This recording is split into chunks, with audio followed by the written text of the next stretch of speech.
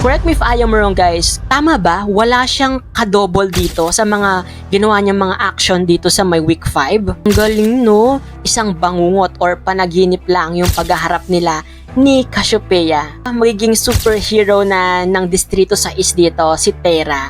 At tignan natin, feeling ko maghihiganti na rin si Terra dito. Ito na talaga yung exciting part na pinaka-inihintay talaga natin. Mabas na rin yung kanyang Evictus na power, nakakapag-teleport na siya. Mas magiging powerful na dito ang mga Minyave. At bilang paghahanda na rin siguro to ni Mitena, maghahanap siguro si Pirena dito ng panibagong lagusan para makapunta ulit siya sa Encantadia. Alam ko na nag-aabang na kayo para sa ating Week 5 recap sa Encantadia Chronicles Sangre. And uulit-ulitin ko, maraming salamat at Avisala Eshma sa inyong patuloy na panonood at pagtangkilik sa ating mga commentary at reaction videos at sa pagbibigay ninyo ng mga insights na nagpapahaba pa talaga ng pwede nating pag-usapan. To be honest, I really appreciate that guys, no? And kaya eto, sinisipag-sipag tayo na gumawa ng mga recap video. You know what guys, hindi man ako nakagawa ng mga video type, hindi natin maipalabas yung mga video ng Encantadia Chronicles Sangre because again, binablock siya ng GMA Network at ng YouTube. So hindi siya viewable pag ganon. Kaya eto, idaan natin sa mga kwento yung mga recap natin at simulan na natin to ngayon na without further ado. Let's go! Sa buong linggo ng Encantadia Chronicles Sangre, well, maraming mga nangyari.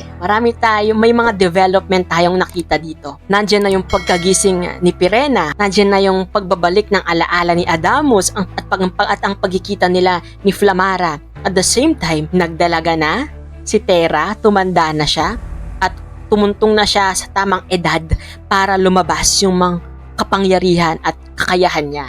So, yun yung mga pag-uusapan natin ngayon. Sa week 5 ng Encantadia Chronicles Sangre, kakaunti ang airtime ni Kera Mitena dito.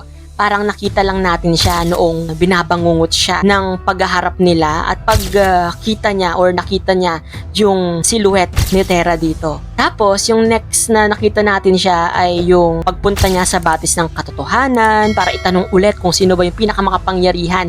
Ngayon, dinagdag niya na hindi na lang sa Encantadia pero sa labas at loob ng Encantadia. And same answer pa rin naman sinabi ng batis ng katotohanan dito. Tapos yung pag-aalinlangan niya, 'di ba? Noong nakita natin siya sa may balkonahe ng Lireo, tapos tinitignan yung mga brilyante niya sa kamay. Tapos pagdating ni Anaka, 'di ba? Sa wakas may airtime na din si Anaka dito. Pagdating ni Anaka at saka kudos dun sa sa CGI, dun sa labas ng palasyo, lalo yung sa 2 buwan. Ng astig, consistent, no? And with that being said, nakumpirma natin na isang bangungot or panaginip lang yung paghaharap nila ni Cassiopeia. Akala natin for sure na totoong labanan yon, pero it's a prank. Panaginip lang pala ito ni Mitena dito. And speaking of Terra, ito talaga yung highlight ng week 5 kasi nga, like what I have said, ay tumanda na at tumuntong na sa tamang edad si Terra para mailabas niya ang totoo niyang kapangyarihan at kakayahan. Ito na talaga yung exciting part na pinaka-inihintay talaga natin. Yung unti-unting ma-reveal ang true powers ni Terra. Dahil nakita natin this week yung ilan sa mga powers niya, no? Naririnig at nakakaunawa na si Terra ng mga salitaan ng mga Pashnea, nakakausap niya na yung mga Pashnea. Lumabas na rin yung kanyang Evictus na power, nakakapag-teleport na siya kung saan, pero hindi pa ganun kabihasa. At na-manifest na rin ni Terra yung kakayahan niyang gumamot ng sarili niya, yung self-healing niya dito. Pero in fairness kahit na first time na ma-experience yung lahat ng powers na yon ni Terra, alam natin na powerful siya. Kaya commendable talaga si Bianca dito. And correct me if I am wrong guys, tama ba? Wala siyang kadouble dito sa mga ginawa niyang mga action dito sa may week 5? Ang galing, no? Talagang bet na bet ko yung mga action stunts niya dito. Yun talaga yung masasabi natin na pinaghahandaan yung mga fight scene, 'di ba, sa mundo ng mga tao. Kaya na-excite din akong makita pag nagkaharap na itong si Terra at si Mitena. Though yun nga lang, sabi ko na hindi niya pa kayang kontrolin yung powers niya since first time niyang maranasan at makita or maramdaman yung lahat ng to. Kaya pakiramdam ko, dito napapasok ang Ashti niyang si Pirena. Nakita na nga natin dito na nagising na finally si Sangre Pirena mula sa napakahabang taong pagkakatulog niya. Tapos, di ba, pagkagising ni Pirena, ang una niyang ginawa is pinuntahan niya yung lagusan na puntang Encantadia.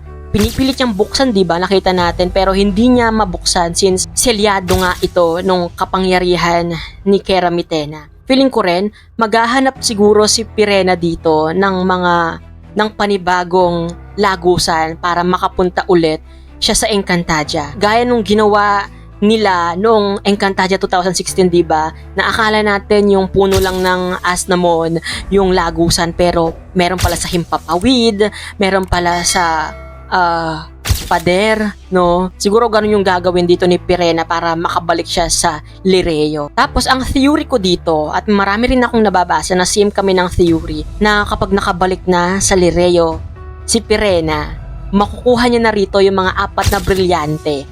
Tapos magbabalat kayo siya or magpapanggap siyang si Keramitena. Kasi di ba parang sa primer may nakita tayo dito na iniiwan lang ni Mitena yung mga 4 na brilyante sa kamera. So siguro ganun yung nakikita kong gagawin dito ni Pirena. Kukunin niya yung 4 na brilyante dito. Well, kung mangyari man yun, exciting din since dito na siguro madidistribute yung mga brilyante sa mga bagong tagapangalaga. Tapos, nagkita na rin ang mag-albeng sina Flamara at Adamus. Although, hindi pa nakikilala ni Adamus ito si Flamara. Kaya, dagdag question din yun ulit yun sa pagkatao niya. Tapos, ayun, pinuntahan nila si Nunong Imaw dito para alamin ang totoo sa pagkatao ni Adamus. So ayun, inamin na rin naman ni Nunong Imaw kung bakit niya ginawa yon at binigyan niya nga, sinabi niya na binigyan niya ng salamangka ng pagkalimot si Adamus. Tapos binawin na rin niya this week yung salamangkang yon, kaya nakaalala na ulit dito si Adamus. At special mention ulit dahil unti-unti na talagang lumalaki yung asar ko dito sa mga kontrabida sa mundo ng mga tao. Bukod kay Governor Emil, di ba? Talagang masasabi natin na may future sa pagiging kontrabida dito si Pamela Prinster aka si Kami, nung saan asar na asar at gigil na gigil ako sa kanya. Kaya deserve din niyang mabalian ng boto eh.